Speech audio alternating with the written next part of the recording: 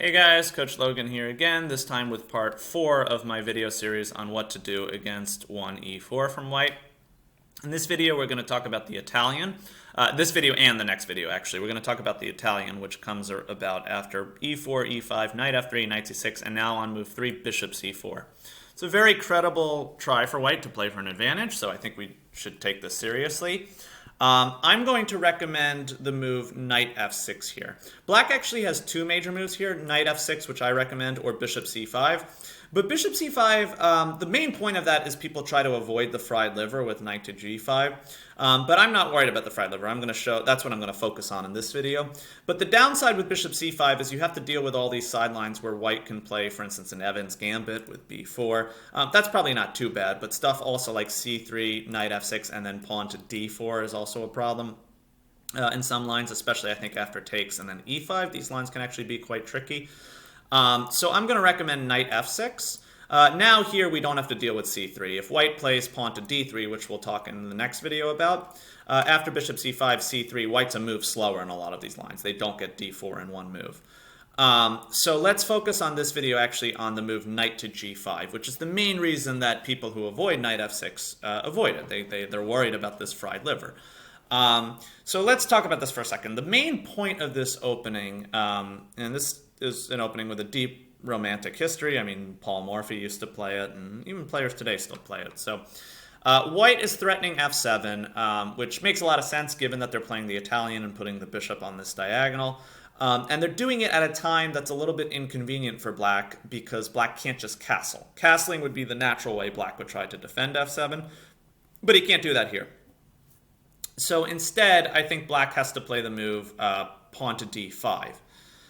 And so the point is you're just breaking their attack on f7. And after takes, I recommend this move knight to a5 here. I do not recommend playing knight takes d5. Both pawn to d4 and the traditional kind of fried liver attack with knight takes f7, king takes, and then queen f3 check, hitting the king and this knight, forcing black to play king e6 just to defend the knight. I don't want any part of this. I'm not that greedy in material that I'll take an extra piece and put my king on e6. That's not the way I like to play. Instead, I actually prefer d5 takes and then knight a5, where here you're attacking this bishop. So after bishop to b5 check, white could play d3. I'm not going to talk too much about that in this video. Maybe I'll do one if people really want, but just note that after h6 kicking the knight, and then the nice move pawn to e4, it's a little bit inconvenient for white because they can't play d takes e4 because we would grab this bishop. I think black gets a totally fine position. So the critical lines to me are the ones that involve bishop to b5 check, and after c6, d takes c6, b takes c6.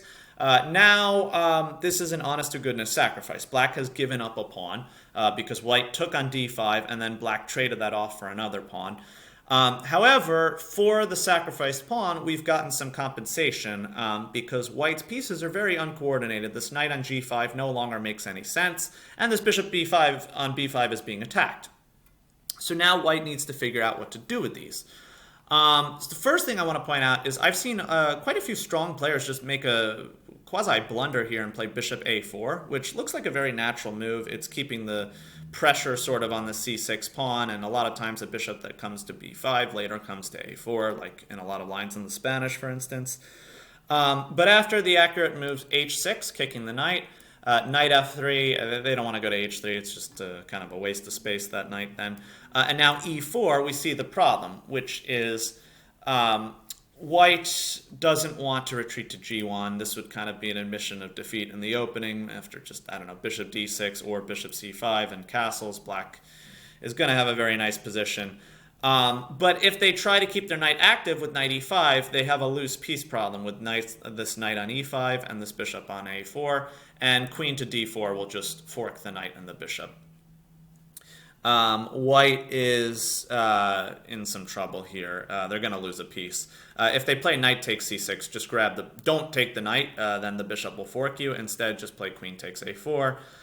If they play bishop takes c6 check, which is more common, knight takes c6, knight takes. At the moment, white is actually up 2 pawns, but queen c5 just traps the knight. This knight is too intrepid here. It's stuck in our territory. White can give away the knight for a third pawn. So technically he's not down in material, but he is enormously behind in development. And after, say, something like castles, bishop g4 kicking the queen, there's no pawn to f3 because of the pin, and something like queen e1, bishop d6, black's queen is headed to like h5, and the attack on h2 is going to be very strong. For instance, pawn to d3 makes a lot of sense to try to break down black's center and challenge this pawn on this open file and open lines on black's king. But after a nice move, rook to e7, covering the e file, white just is in big trouble. For instance, bishop e3, queen h4. He's got major issues on h2. h3 doesn't help. We just take, and then mate is soon coming on h2 there. Okay, so bishop a4 is almost just a blunder. Maybe almost is too weak a word. Maybe it is just a blunder. Instead, white's most common moves are bishop to d3 and queen to f3, with the idea of pinning along this diagonal. We're going to talk about both of those. Let's say bishop to d3. Then I think black wants to use this typical fried liver motif of swinging this knight around to d5, which brings this knight to a good square. And does a few things. It gains a tempo on this knight because of the queen attacking it. And it also clears the way for pawn to f5 in certain lines. For instance, if black can get pawn to f5 and e4 at the right moment, then they're going to have a big space advantage on the king side, and that'll help them with their attacking chances. Also, another reason I like this knight on d5, which can be seen after, for instance, knight to e4, which I've seen in some of the online games. Now black can play this move knight to f4, which gains a tempo on this bishop on d3, as well as on this pawn on g2.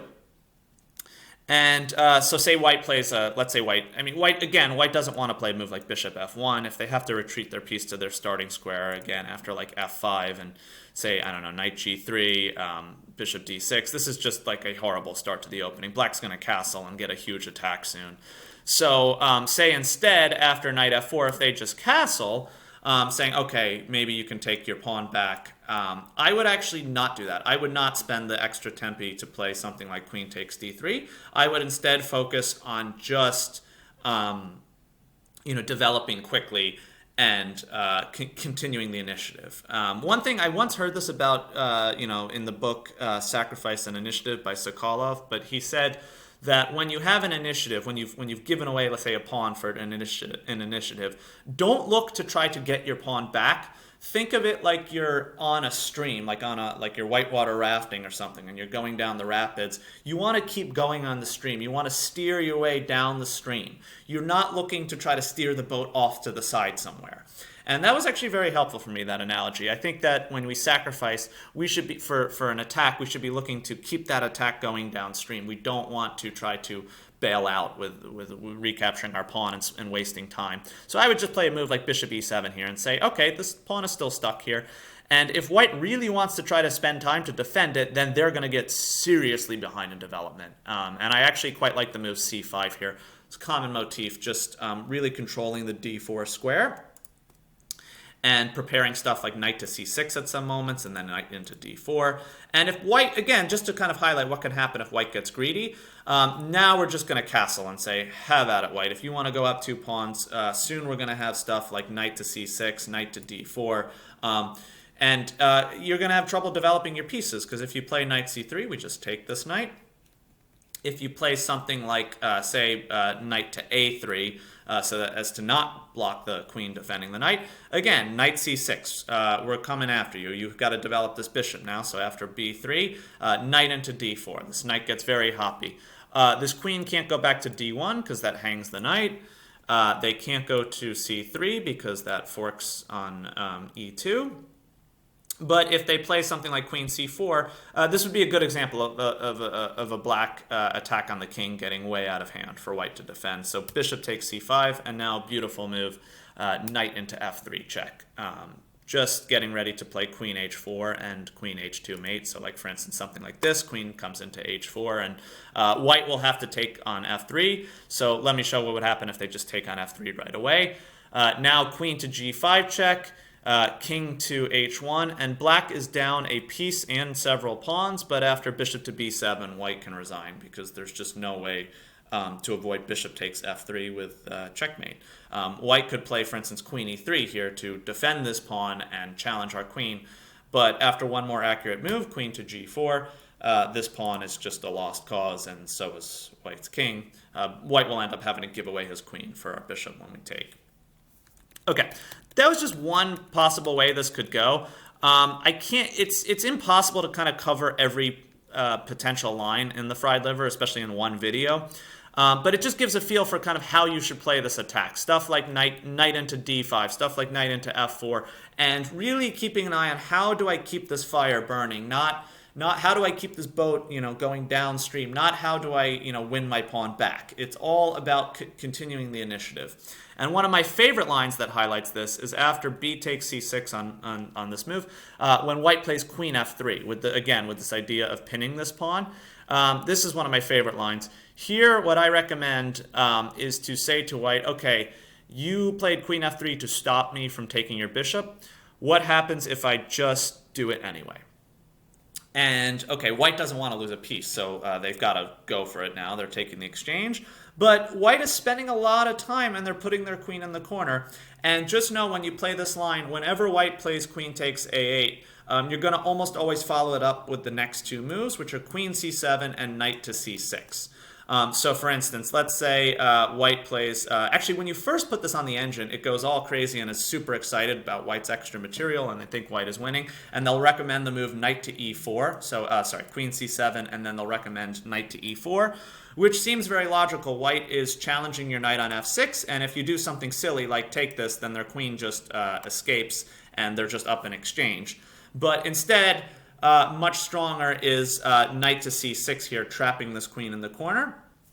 And after something like knight takes f6, g takes, it may look like white can sort of send pieces to rescue the queen with something like knight to c3, but black actually has this beautiful move here, king to d7, with the idea of getting out of the pin that he was in, getting out of the pin that he was in down here, and freeing this bishop to come to b7. So for instance, something like knight takes b5 looks strong, but after just queen to b6, black is going to trap white's queen.